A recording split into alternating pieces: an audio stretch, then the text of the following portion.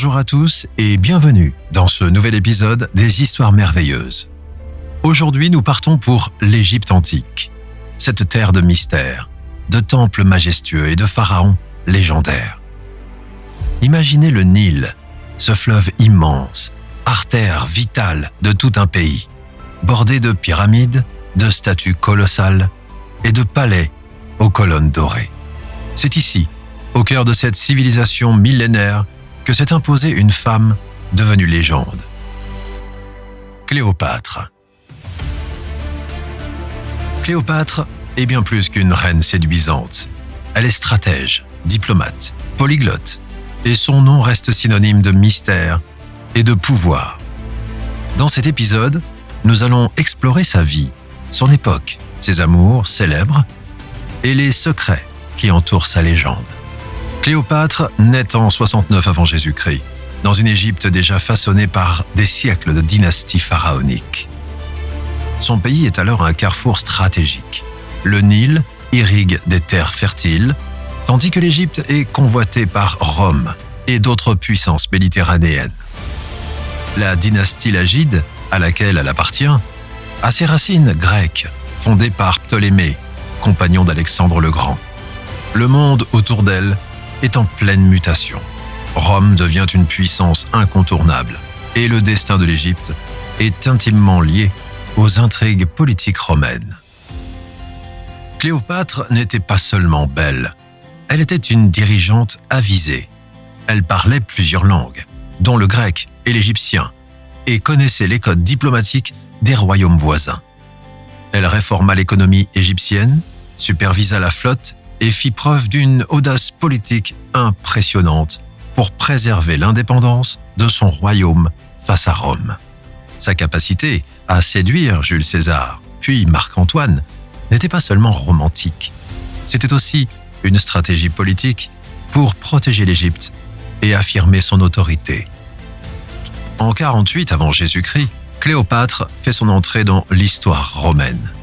Selon la légende, elle se serait glissée dans un tapis déroulé devant César pour le rencontrer en secret. Cette rencontre marque le début d'une alliance stratégique qui renforce son trône et permet à l'Égypte de rester indépendante. Leur liaison donnera naissance à Césarion, fils de Cléopâtre et de César, renforçant ainsi sa légitimité politique. Après l'assassinat de Jules César, Cléopâtre s'allie à Marc-Antoine. Leur amour, mais aussi leur collaboration militaire et politique, choque Rome et nourrit les rumeurs et les légendes. Ensemble, ils affrontent Octave, le futur Auguste, lors de la bataille d'Actium en 31 avant Jésus-Christ. Leur défaite scelle la fin de la dynastie lagide et l'intégration de l'Égypte dans l'Empire romain. Mais leur histoire reste gravée dans la mémoire collective comme un mélange de passion et de tragédie. Cléopâtre utilisait le parfum et le maquillage comme outil de pouvoir.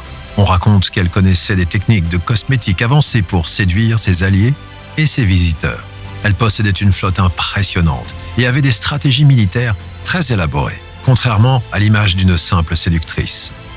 Certaines légendes prétendent qu'elle se faisait transporter en grande pompe sur le Nil, dans des bateaux aux voiles d'or et aux décors somptueux pour impressionner ses visiteurs et diplomates.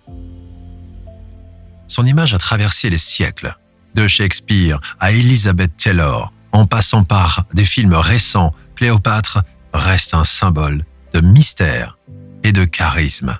La mort de Cléopâtre en 30 avant Jésus-Christ reste l'un des épisodes les plus fascinants et mystérieux de l'histoire antique.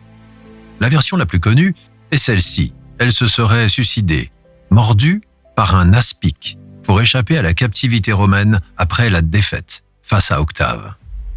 Mais les historiens et archéologues discutent encore des circonstances exactes. Certains évoquent un empoisonnement, d'autres encore un suicide symbolique. La tombe de Cléopâtre n'a jamais été retrouvée.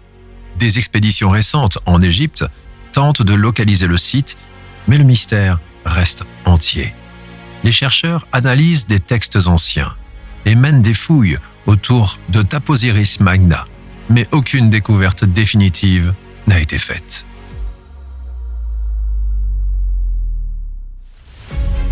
Dans le cinéma, Cléopâtre a été immortalisée par Elizabeth Taylor en 1963, mais aussi par des adaptations modernes qui continuent de raconter sa légende.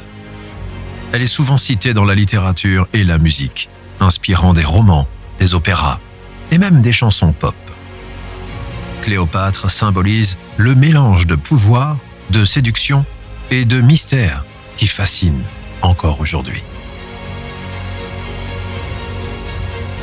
Cléopâtre nous rappelle que derrière la beauté et le mythe, il y a une femme de pouvoir, une stratège, une reine qui a su jouer avec le destin de l'un des plus grands empires du monde antique. Elle continue d'inspirer et de fasciner. Comment a-t-elle maintenu l'Égypte indépendante? Quels secrets restent encore à découvrir sur sa vie et sur sa mort? Que pensez-vous de Cléopâtre, chers amis? Reine manipulatrice, génie politique ou les deux à la fois? Dites-moi tout en commentaire. N'oubliez pas de liker, de vous abonner et de partager cette vidéo pour continuer à voyager ensemble dans ces histoires merveilleuses. Je vous remercie d'avoir exploré avec moi l'Égypte ancienne sur les traces de Cléopâtre. Je vous dis à très bientôt pour de nouvelles histoires merveilleuses.